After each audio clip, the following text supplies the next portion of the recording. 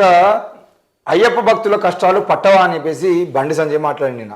ఏంటిది? వీరబాల దివాసులో బండి సంజయ్ వ్యాఖ్యలు.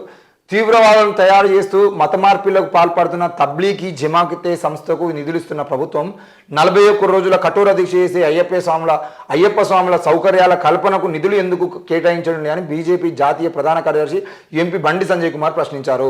శబరిమలలో కొద్ది రోజులుగా అయ్యప్ప స్వాములు పడుతున్న బాధలు మీ కళ్ళలో కనిపించడం లేదా అంటూ మండిపడ్డారు. వీర్బాల దివాసుల సందర్భంగా కరీంనగర్లో సిక్కులు నిర్వహించిన ర్యాలీలో బండి పాల్గొని మాట్లాడారు. ఏది ఏమైనా కూడా అయ్యప్ప భక్తుల కష్టాలు పట్టవా అని చెప్పేసి బండి సంజయ్ మాట్లాడుతున్నాను. నీకు పట్టవా? అయ్యప్ప భక్తుల కోసం నీ ఇంట్లోకి వెళ్ళి నువ్వు ఇచ్చిన పైసలేంది? నీ ఎంపీ నిధుల నుండి నువ్వు ఇచ్చిన పైసలేంది? మరి 5 ఏళ్లుగా నువ్వు ఎంపీగా ఉన్నావా? 5 ఏళ్లలో అయ్యప్ప భక్తుల కోసం నువ్వు కేటాయించిన నిధులు ఏమైనా ఉన్నాయా? నీ ఎంపీ నిధులలోకి వెళ్ళి ఎంపీ ల్యాడ్స్లోకి వెళ్ళి నువ్వు ఎన్ని డబ్బులు తీసుకుపోయి అయ్యప్ప స్వాముల కోసం ఇచ్చినావు? అయ్యప్ప స్వాములు పొద్దున్న లేచి తలస్నానం చేసి సన్నిల స్నానం చేస్తున్నావు, వాళ్ళ కోసం నువ్వు తీసుకున్నటువంటి చర్యలేంది? కేంద్రంలో బీజేపీ ఉన్నది కదా, కేంద్రంలో ఉన్నటువంటి బీజేపీ ప్రభుత్వం కేరళలో ప్రత్యేక నిధులు పెట్టి ప్రత్యేకంగా వాళ్ళ కోసం ఏర్పాటు చేసి రాకపోకలకు సంబంధించిన విషయంలో ప్రత్యేక చర్యలు తీసుకోవడానికి కేంద్రం ఎందుకు ముందుకు రావట్లేదు? మరి ఈరోజు అక్కడ జరుగుతున్న విషయాల మీద, అక్కడ జరుగుతున్నటువంటి ఒత్తిళ్ళ అంటే అక్కడ తొక్కిసలాటకు సంబంధించిన విషయంలో కానీ భక్తులు ఎక్కువ మంది వచ్చినప్పుడు కేవలం అయ్యప్ప శబరిమలలోనే కాదు, ఈ రాష్ట్రంలో జరిగినటువంటి ఎన్నో కార్యక్రమాలలో భక్తులకు సంబంధించిన విషయంలో ఇంతకుముందు తొక్కిసలాట జరిగినాయి. అప్పుడు ప్రభుత్వం మీద బాధ్యత కాకుండా తప్పకుండా భక్తులు అక్కడ పోయినప్పుడు జాగ్రత్తగా ఉంటూ, ముఖ్యంగా చిన్నపిల్లలు తీసుకుపెట్టాల వాళ్ళందరూ కూడా వీలైనంత వరకు ఎక్కువ జాగ్రత్తలుగా ఉంటూ ముందుకు పోవాలి.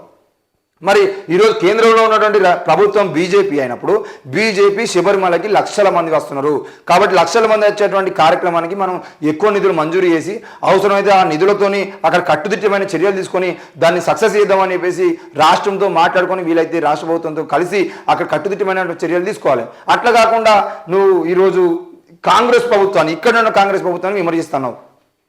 ఎక్కడో కేరళలో ఉన్నటువంటి అయ్యప్ప స్వామి భక్తులకు సంబంధించిన విషయంలో నువ్వు ఇక్కడ మాట్లాడుతున్నావు, మరి కేంద్రంలో ఉన్నటువంటి నీ ప్రభుత్వం గురించి ఎందుకు మాట్లాడలేదు? ఆ విషయాన్ని మాట్లాడకుండా ఎందుకు ఇప్పుడు తబ్లీగే జమాత్కు సంబంధించిన విషయంలో అసలు వీళ్ళు రాష్ట్ర ప్రభుత్వం అయినా కేంద్ర ప్రభుత్వం అయినా మతాలకు సంబంధించిన విషయంలో, భక్తులకు సంబంధించిన విషయంలో, మత కార్యక్రమాలకు సంబంధించిన విషయంలో, తీర్థాలకు సంబంధించిన విషయంలో డబ్బులు ఎందుకు ఇవ్వాలి?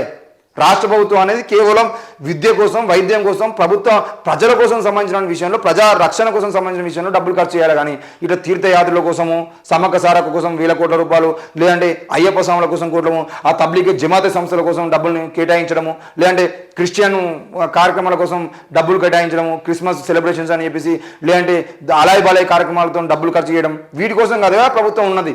ఈరోజు లక్షల కోట్ల రూపాయల అప్పులో ఉన్నటువంటి ప్రభుత్వాలు ఎందుకు మత సంస్థలకు డబ్బులు ఇవ్వాల్సిన అవసరం వస్తుంది? మీరు ఖర్చు చేయాల్సింది ప్రజాపాలన కోసము, ప్రజల్ని రక్షించడం కోసం, ప్రజలకు ఉపాధి కల్పించడం కోసం, విద్యను వైద్యాన్ని ఉచితంగా అందించడం కోసము.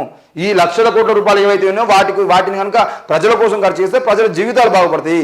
వాటి విషయాన్ని పక్కన పెట్టి మళ్ళీ ఇవాళ అయ్యప్ప స్వాములకు సంబంధించిన విషయాన్ని బయట తెర మీద తీసుకొచ్చి అయ్యప్ప స్వాములకు సంబంధించిన విషయంలో మళ్ళీ అయ్యప్ప స్వాములందరినీ రెచ్చగొట్టేదంటే మళ్ళీ లోక్సభ ఎన్నికల్లో వాళ్ళందరూ నాతో పాటు ఉంటారని చెప్పేసి బీజేపీ బండి సంజయ్ మాట్లాడడం సరైనది కాదు. ఆల్రెడీ కరీంనగర్లో నువ్వు మాట్లాడే మాటలో విలువ లేదని చెప్పేసి కరీంనగర్ ప్రజలు తీర్పిచ్చిర్రు. మళ్ళీ నువ్వు ఎంపీ ఎలక్షన్స్లో ఎంపీగా నిలబడ్డా కూడా అదే తీర్పిస్తారు. ఇప్పటికైనా మార్చుకొని మాట్లాడే విధానాన్ని మార్చుకొని రెచ్చగొట్టడం కాకుండా అభివృద్ధి ఏ విధంగా చేద్దాం అనేది ప్రజలతో కలిసి మాట్లాడుకొని అభివృద్ధి కోసం పోరాటం చేయండి. కరీంనగర్ ఎంపీగా ఉన్నటువంటి మీరు మీ నియోజకవర్గాల్లో ఉన్నటువంటి ఒక్కొక్క మండల కేంద్రాన్ని ఎంత అభివృద్ధి చేసారో శ్వేతపత్రం విడుదల చేయండి ఒకటి. మీరు కనీసం మీ నియోజకవర్గాల్లో ఉన్నటువంటి నాయకులు ఎవరైనా చచ్చిపోతే కూడా సరైన సమయానికి స్పందించిన వ్యక్తి కాదు. కరీంనగర్ నియోజకవర్గ అభివృద్ధిలో నీ పాత్ర ఏమున్నది? కరీంనగర్ నియోజకవర్గం నువ్వు ఏమేం అభివృద్ధి చేసినావు? కేంద్రంలో నీ పార్టీయే ఉన్నది కదా, కేంద్రం నుండి నీ నియోజకవర్గాన్ని నువ్వు తీసుకొచ్చిన నిధులేంది? వీటన్నిటి మీద ఒక డిస్కషన్ చేయి, ప్రెస్ మీట్ పెట్టు.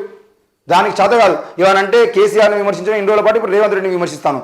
ఇక్కడే ఇంకో వార్త వచ్చింది పక్కపంటే వీళ్ళ ఈయన తోడుగా ఉన్నటువంటి ఇంకో ఎంపీ ఏమని మాట్లాడుతాడు, కొత్త ప్రభుత్వాన్ని ఇబ్బంది పెట్టం, ఆయన పోయి సీఎం ముఖ్యమంత్రి పోయి కేంద్రాన్ని సహాయం కోరడం శుభ పరిణామము అని నరేంద్ర మోడీని కలవడం కరెక్టు. నరేంద్ర మోడీని కలిసి అంటే మంచోళ్ళు, నరేంద్ర మోడీని కలవకపోతే చెడ్డోళ్ళు అంటే వీళ్ళే మాట్లాడతారు. మళ్ళా ఏమని ఈయననేమో రేవంత్ రెడ్డిని తిడతాడు, ఈయన రేవంత్ రెడ్డిని మెచ్చుకుంటాడు. కేంద్రాన్ని కలిసిన మంచోడు అని చెప్పేసి మాట్లాడతారు. ఇది వీళ్ళు చేసేటువంటి రాష్ట్రంలో కొత్త ప్రభుత్వాన్ని ఇబ్బంది పెట్టే ఆలోచన మాకు లేదని వేచి చూస్తామని నిజామాబాద్ ఎంపీ ధర్మపురి అరవింద్ అన్నారు. రాష్ట్ర అభివృద్ధి కోసం సీఎం డిప్యూటీ సీఎం కేంద్ర సహాయం కోరడం మంచి పరిణామం అన్నారు.